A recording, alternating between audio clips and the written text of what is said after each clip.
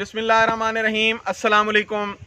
आज मैं मौजूद हूँ अंगूर के बाग में और आज हम अंगूर की मुकम्मल प्रोडक्शन टेक्नोलॉजी के बारे में बात करेंगे कि ये कौन से इलाकों में काश्त हो रहा है, कौन से इलाकों में काश्त हो सकता है, इसके लिए ज़मीन की क्या रिक्वायरमेंट है, इसको पानी कितना चाहिए और कब चाहिए, इसको खाद कितनी चाहिए और कब चाहिए, इसके लिए हम ट्रेल्सिंग सिस्टम कौन सा यूज़ करते हैं, इसकी हम प्रूनिंग कैसे करेंगे, इसके ऊपर कौन सी बीमारियां और कीड़े हमलावर होते हैं और हम इनको कैसे कंट्रोल कर सकते हैं। उसके अलावा हम इसकी मार्केटिंग के बारे में भी बात करेंगे। अगर हम अंगूर के बारे में बात करें तो तकरीबन 10 साल पहले लोगों का ख्याल था कि अंगूर जो है वो सिर्फ सर्द इलाकों का फल है और ये गर्म इलाकों में काश्त हो ही नहीं सकता। लेकिन ये बात अब बिल्कुल गलत हो चुकी है, क्योंकि अब अगर आप देखें तो पंजाब के तकरीबन तमाम डिस्ट्रिक्ट्स में इस वक्त अंगूर की काश्त हो रही है और इससे लोग अच्छा खासा मुनाफा हासिल कर रहे हैं। इस टाइम दुनिया में चाइना सबसे बड़ा प्रोड्यूसर है और इसकी जो प्रोडक्शन है वो 8.66 मिलियन टन है। सेकंड नंबर पर इटली है और थर्ड नंबर पर यूएसए है। पाकिस्तान में इस टाइम तकरीबन 39,000 एकर्स पर ग्रेप्स की कल्टीवेशन हो रही है और पाकिस्तान की प्रोडक्शन 65,000 टन है। पाकिस्तान में ज़्यादा ग्रेप्स की कल्टीवेशन सूबा बलूचिस्तान में हो रही है। पंजाब में इस वक्त तकरीबन 6500 एकर्स पर ग्रेप्स की कल्टीवेशन हो रही है। केपीके के चंद डिस्ट्रिक्ट्स में अंगूर की काश्त सिर्फ हो रही है, जबकि अगर हम सिंध की बात करें तो सिंध में अंगूर की काश्त ना होने के बराबर है। मेजर ग्रेप्स ग्रोइंग एरियाज में बलूचिस्तान में पिशीन, क्वेटा, मस्तूंग, खारान, जोग, चाही, किला अब्दुल्ला और किला सैफुल्ला में ग्रेप्स की कल्टीवेशन हो रही है। केपीके में साउथ वजीरिस्तान, सवात, नॉर्थ वजीरिस्तान और सिंध में हैदराबाद या उसके अलावा कोई चंद एक इलाकों में इसकी काश्त हो रही है। जबकि पंजाब में सिर्फ पुठवार में अगर हम देखें तो तकरीबन 4,000 एकर्स पर अंगूर की काश्त हो रही है। इसमें अटक, रावलपिंडी, चकवाल और जेलम भी शामिल है। जबकि पंजाब के जो बाकी इजला हैं उनमें तकरीबन 2500 एकर्स पर इसकी काश्त हो रही है। बरानी एग्रीकल्चर रिसर्च इंस्टीट्यूट में हम ग्रेप्स के डिफरेंट एस्पेक्ट्स पर काम कर रहे हैं। इसमें हम डिफरेंट वैरायटीज पर ट्रायल कर रहे हैं और ये देख रहे हैं कि कौन सी वैरायटीज किस क्लाइमेट के लिए सूटेबल है। इसके अलावा हम फ्रूट क्वालिटी को इम्प्रूव करने के लिए मुख्तलिफ ट्रायल्स कर रहे हैं। ग्रेप्स में क्योंकि फ्रूटिंग बहुत ज़्यादा होती है और अगर हम सारा फल पकाने की कोशिश करें तो फ्रूट की क्वालिटी ऐसी नहीं बनती जिससे हमारा फार्मर मार्केट में अच्छा रेट हासिल कर सके। इसकी क्वालिटी को इम्प्रूव करने के लिए हम क्लस्टर थिनिंग पर ट्रायल्स कर रहे हैं। जितने नंबर ऑफ क्लस्टर्स कम होंगे फ्रूट क्वालिटी उतनी अच्छी होगी। हम डिफरेंट ग्रोथ हार्मोन्स पर भी काम कर रहे हैं जो कि फ्रूट क्वालिटी को इम्प्रूव करने में हेल्प करते हैं। इसके अलावा हम ग्रेप्स की ट्रेनिंग और प्रूनिंग पर भी डिफरेंट एक्सपेरिमेंट्स कर रहे हैं और ग्रेप्स की क्वालिटी को इम्प्रूव करने के लिए डिफरेंट न्यूट्रिशनल ट्रायल्स भी कर रहे हैं। पंजाब में अगर हम देखें तो सिर्फ जो अर्ली मैच्योरिंग वैरायटीज़ हैं वही सक्सेसफुल हैं जो कि बारिशों से पहले पहले तैयार हो जाएं, क्योंकि जब बारिशें शुरू होती हैं तो नमी बढ़ती है। नमी जब बढ़ती है तो फंगल अटैक होता है। फंगल अटैक की वजह से मुख्तलिफ डिजीज़ ग्रेप्स पे हमलावर होती हैं और जो ग्रेप्स की बेरीज होती हैं, जो ग्रेप्स के गुच्छे होते हैं, उनकी रॉटनिंग हो जाती है। तो फ्रूट जो है वो सारा ज़ाय हो जाता है या फिर उसकी क्वालिटी मार्केट क्वालिटी इतनी अच्छी नहीं रहती जिससे फार्मर अच्छा रेट हासिल कर सके।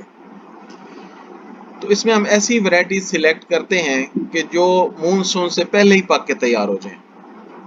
इनमें हम सुल्तानीना, शुगरा वन और विट्रो ब्लैक, ये हमारी बनानी एग्रीकल्चर रिसर्च इंस्टीट्यूट की रजिस्टर्ड वैरायटीज़ हैं। ये तीनों अर्ली वैरायटीज़ हैं और मानसून से पहले तैयार होती हैं। इसके अलावा अर्ली वाइट, किंग्स रूबी, परलेट और फ्लेम सीडलेस, ये भी इनकी राइपनिंग जो है वो मानसून से पहले होती है और ये कमर्शियल वैरायटीज़ हैं पंजाब की। इस वक्त हमारे पास 44 वैरायटीज़ हैं ग्रेप्स की। इसमें जो मैंने रेड कलर में वैरायटीज़ शो की हुई हैं ये सारी सीडलेस वैरायटीज़ हैं और बाकी जो हैं ये सीडेड वैरायटीज़ हैं।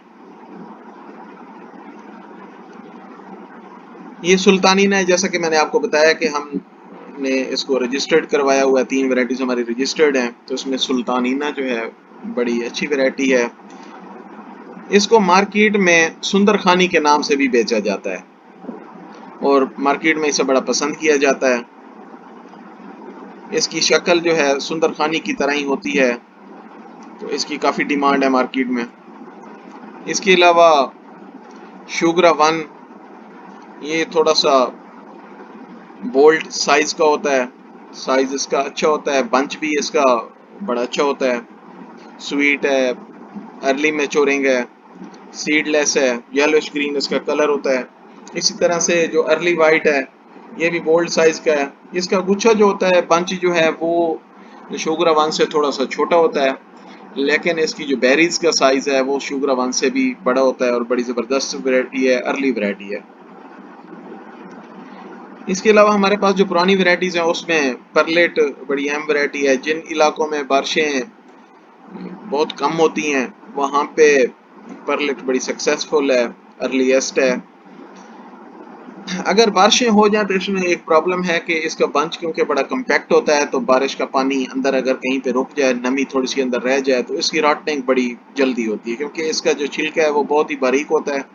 ये सीडलेस वैरायटी है और कम बारिशों वाले इलाकों के लिए बड़ी अच्छी वैरायटी है।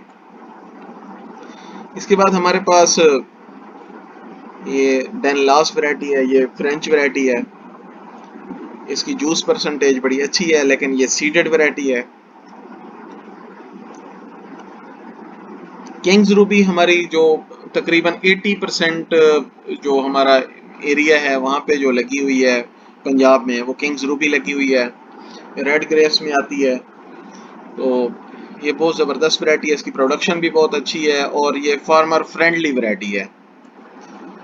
ये पूरे पंजाब में बड़ी पॉपुलर है। इसके अलावा फ्लेम सीडलेस है। फ्लेम सीडलेस और अर्ली वाइट और किंग्स रूबी में थोड़ा सा डिफरेंस है। जो फ्लेम सीडलेस है इसका जो बंच होता है थोड़ा कम्पैक्ट होता है, जबकि जो किंग्स रूबी है उसका बंच जो है वो थोड़ा सा लूज होता है। बाकी ये भी फ्लेम सीडलेस भी सीडलेस है, अर्ली मैच्योरिंग है और बड़ी ज़बरदस्त वैरायटी है। इसके अलावा हमारे पास मस्कत हैम्बर्ग वैरायटी है। ये सीडेड है लेकिन ये बड़ी टेस्टी है, ये फ्लेवर्ड है, इसमें रोज़ फ्लेवर है, तो ये इसको लोग बड़ा पसंद कर रहे हैं। तो ये कमिंग डेज में इंशाल्लाह ये भी बड़ी ज़बरदस्त वैरायटी होगी। इसके अलावा विट्रो ब्लैक है। विट्रो ब्लैक का जो बंच है वो इंतहाई खूबसूरत है, इलांगेटेड में है। ये सीडलेस वैरायटी है, अर्ली तैयार होती है और मार्केट में बड़ा अच्छा रेट लेती है। अगर हम ग्रेप्स की प्लांटेशन की बात करें तो उसके लिए सबसे जो अहम है कि वो साइट सिलेक्शन कैसे करनी है और ज़मीन की तैयारी कैसे करनी है। ग्रेप्स जो हैं इसको मुकम्मल सनलाइट की ज़रूरत होती है, ये सनलाइट को बहुत ज़्यादा पसंद करते हैं। तो जहाँ पे सनलाइट ज़्यादा हो, मतलब है आसपास आपके दरख्त ना हो, शेड ना हो, तो वहाँ पे आप इसको काश्त कर सकते हैं।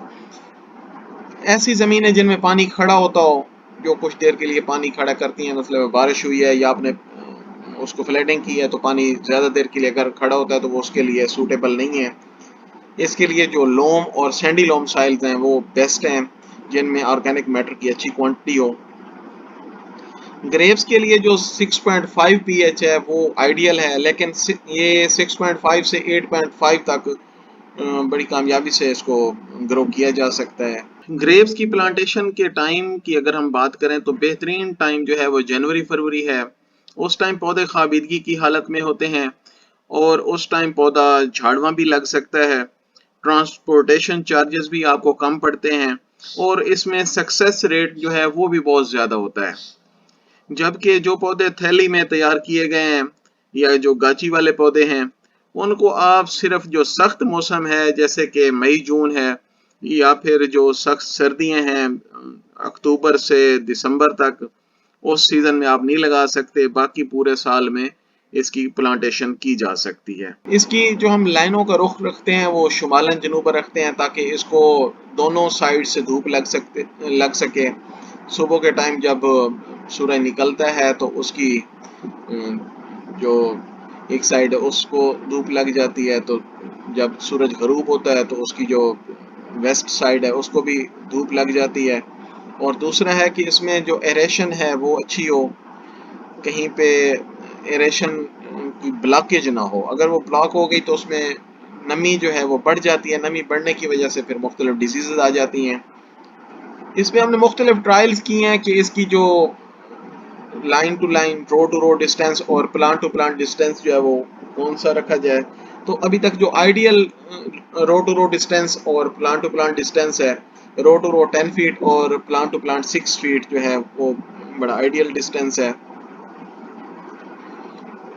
प्रूनिंग ग्रेप्स में बहुत ज़्यादा इसका रोल है।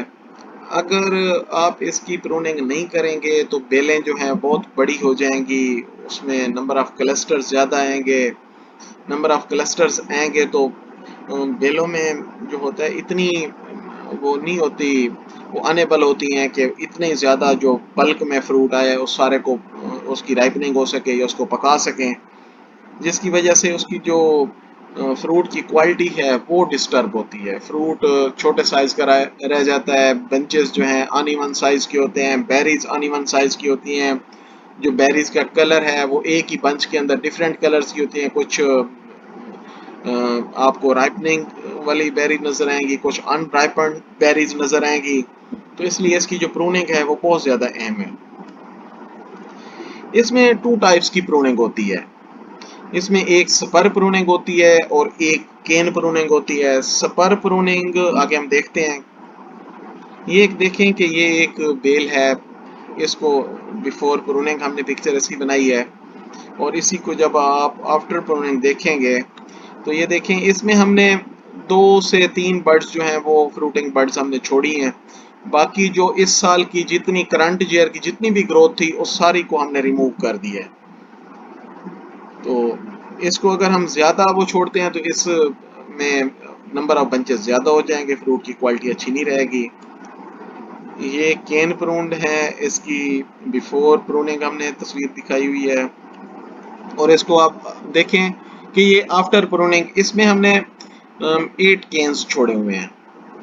तो ये अब देखें कि इसकी जो लेंथ है वो कम से कम हमें 18 इंचेस रखनी पड़ती है। अगर हम इससे कम रखते हैं तो इसकी जो ज़्यादा बंचेस होते हैं वो दूर वाली जो बर्ड्स होती हैं उनके ऊपर आते हैं। करीब वाली अगर जो बर्ड्स हम 2-3 बर्ड्स छोड़ेंगे तो इसके ऊपर फ्रूटिंग ही नहीं आएगी।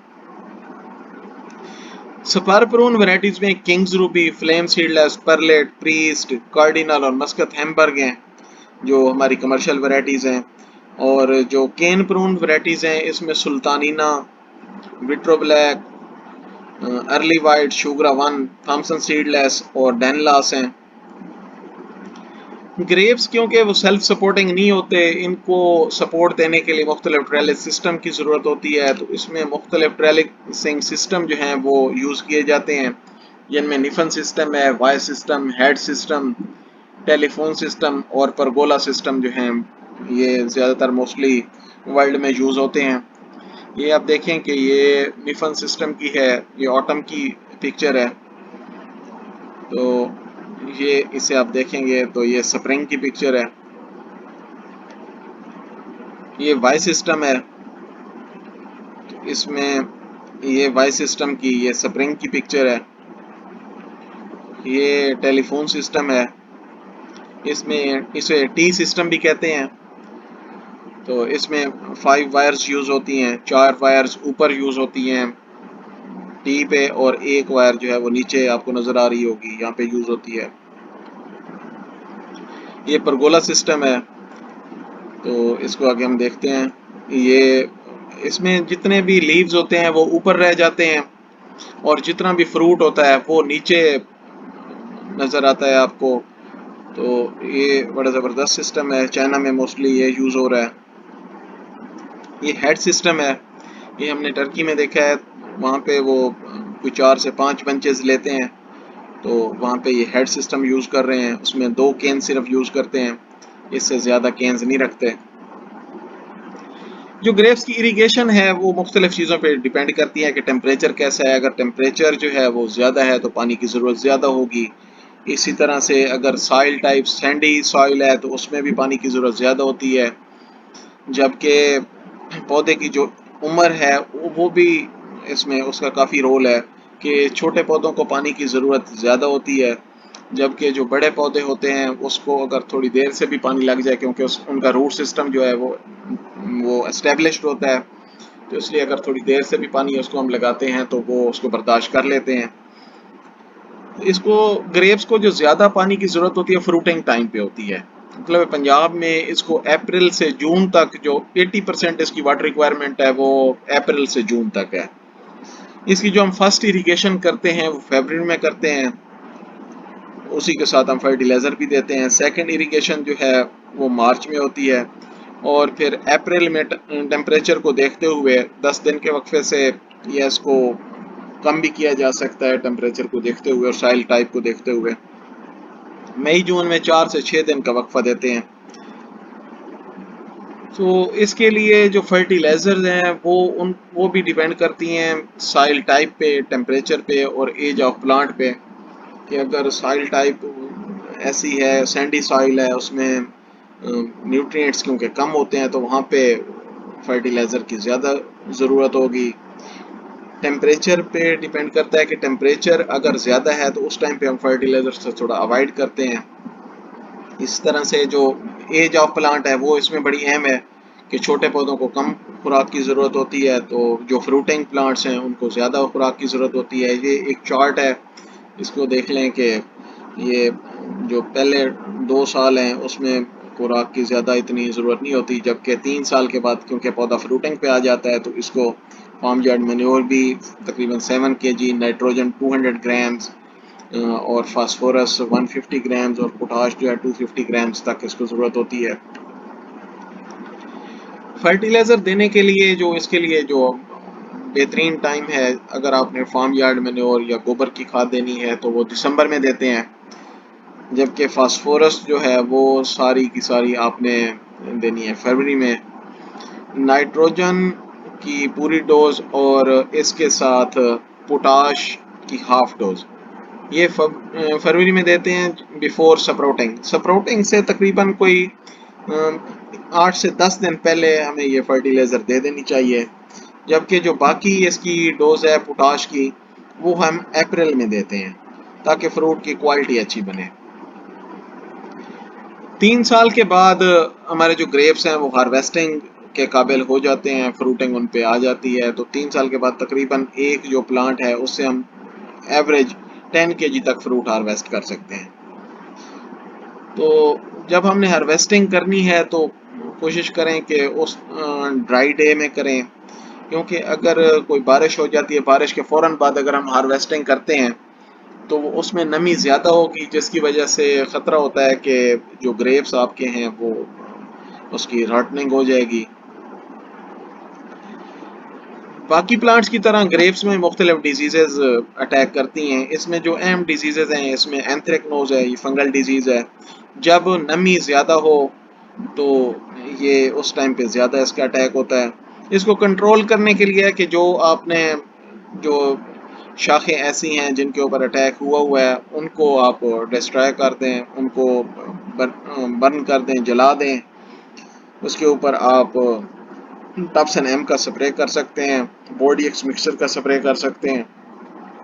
प्रूनिंग के बाद अगर आप बॉडी एक्स मिक्सचर का स्प्रे करते हैं तो उससे कम चांसेस होते हैं कि ये डिजीज़ है। इसके अलावा डाउनी मिल्डियो इसमें बड़ी अहम है। तो ये इसमें ये होता है कि पत्तों की जो निचली साइड होती है उसके ऊपर आपको वाइट स्पॉट नज़र आते हैं, और ये बेरीज के ऊपर भी जब अटैक करती है तो उनका जो कलर है वो डल ग्रीन कर देती है। इसको कंट्रोल करने के लिए जो शाखें हैं जो आपने प्रूनिंग की है, और जो पत्ते इसके इन्फेक्टेड जो पत्ते गिरे हैं उनको आप जला दें, बोडी एक्स मिक्सचर का स्प्रे करें। इसके अलावा पाउडरी मिल्डियो भी इसकी बड़ी अहम बीमारी है। तो ये जैसे डॉनी जो है वो पत्ते की निचली साइड पे आती है, जो पाउडरी है ये पत्ते के ऊपर वाली साइड पे, और फिर उसके बाद ये फ्रूट पे भी आ जाती है, जिसमें फ्रूट के ऊपर आपको पाउडर सा नज़र आता है, जो लीव्स हैं वो कर्ल हो जाते हैं ऊपर की तरफ। तो इसके कंट्रोल के लिए थायोफिनाइड मिथाइल 3 ग्राम पर लीटर वाटर इसको यूज़ किया जाता है। ग्रेप्स में कोई इंसेक्ट्स और पेस्ट का कोई इतना ज़्यादा इशू नहीं है। जब पौधे छोटे होते हैं तो उस टाइम पे टर्माइट्स का बहुत ज़्यादा अटैक होता है, तो उस टाइम पे अगर आप थोड़ी सी केयर कर लें तो आपके पौधे उससे बच सकते हैं। अगर टर्माइट्स का ज़्यादा अटैक हो तो वो आपका काफ़ी पौधों का बहुत ज़्यादा नुकसान कर देती है। तो इसके लिए है कि आप प्लांटेशन से पहले ही अगर ट्रीटमेंट कर लें, क्लोरपेरिफास 2 लीटर फी एकड़ आप डाल दें, कोई 2 महीने पहले उसकी ट्रीटमेंट करें, तो उसकी जो कॉलोनीज़ हैं टर्माइट की वो आप ख़त्म कर दें, तो इसको आप कंट्रोल कर सकते हैं। जब अगर आपको फील्ड में पौधों के ऊपर इसका अटैक नज़र आए, पौधे अगर वो उससे डैमेज हो रहे हैं, तो आप 5 मिलीलीटर पर प्लांट, छोटे पौधों के लिए ये डोज है, आप उसको यूज़ कर सकते हैं। इसमें और जो इंसेक्ट्स हैं उसमें वेस्प और हनी बीज जो हैं वो ज़्यादा अहम है। ये जब फ्रूट पकता है, जब उसमें मिठास आती है, तो उस टाइम पे ये ज़्यादा अटैक करते हैं। तो अगर आप फ्रूट को कवर कर लें, बर्ड नेट से कवर कर लें, तो जो बर्ड्स हैं वो अगर इसको डैमेज ना करें तो ये वेस्प और हनी बीज से बचा जा सकता है, क्योंकि वेस्प और हनी बीज ये खुद फ्रूट को डैमेज नहीं करते। जब ये बर्ड्स उसको डैमेज करते हैं तो ये वहाँ से उसका जूस सक करते हैं। वहाँ पे अगर आप कोई धुआं शुआं कर दें, या फिर एमामेक्टन का आप स्प्रे भी कर सकते हैं उसको कंट्रोल करने के लिए। जो ग्रेप्स में जो मेन प्रॉब्लम आ रहा था आज से कोई 2-3 साल पहले, ग्रेप्स में बड़ा प्रॉब्लम आ रहा था मार्केटिंग का, कि क्योंकि यहाँ पे रेड ग्रेप्स ज़्यादा लगा हुआ है, तो यहाँ के ग्रेप्स में लोग जब मार्केट में लेके जाते थे तो उनको बड़ा प्रॉब्लम होता था। तो हमने फार्मर्स को गाइड किया है कि आप जो अपने जो ग्रेप्स हैं उनके आप अपने स्टॉल लगा लें, रोड साइड्स पे आप उसकी शॉप्स बना लें, अपने स्टॉल लगा लें, या फिर आप अपने फार्म पे ऑन फार्म सेलिंग करें, तो उससे काफ़ी ज़्यादा फ़ायदा हुआ है। अब जो फार्मर्स हैं वो अब वो बड़े खुश हैं कि उनका फ्रूट उधर ही उनका बिक जाता है, उनको मार्केट में जाना ही नहीं पड़ता। इसके अलावा हमने कोशिश की है कि जो डिफरेंट प्रोसेसिंग इंडस्ट्रीज़ हैं उनको इसमें इन्वॉल्व किया जाए, क्योंकि जब बल्क में फ्रूट आता है तो फिर उसको संभालना थोड़ा मुश्किल हो जाता है। तो अगर इसमें हम जूस इंडस्ट्री को इन्वॉल्व कर लेते हैं तो उससे काफ़ी ज़्यादा इम्प्रूवमेंट हो सकती है, मार्केटिंग का सिस्टम जो है वो अच्छा हो सकता है। आजकल मार्केटिंग का एक नया सिस्टम जो कि लोगों में तेज़ी से पॉपुलर हो रहा है वो है ऑनलाइन मार्केटिंग सिस्टम। इससे आप अपने फल की अच्छी कीमत हासिल कर सकते हैं। उम्मीद है कि आज की वीडियो में जो हमारे अंगूर के बागवान हजरात हैं उनको काफ़ी मालूमात मिली होंगी, और वो लोग जो अंगूर के बाग लगाने के बारे में सोच रहे हैं उनके लिए भी ये वीडियो काफ़ी फ़ायदेमंद साबित होगी। अपने मेज़बान अकील फ़िरोज़ को इजाज़त दीजिए। अल्लाह हाफ़िज़।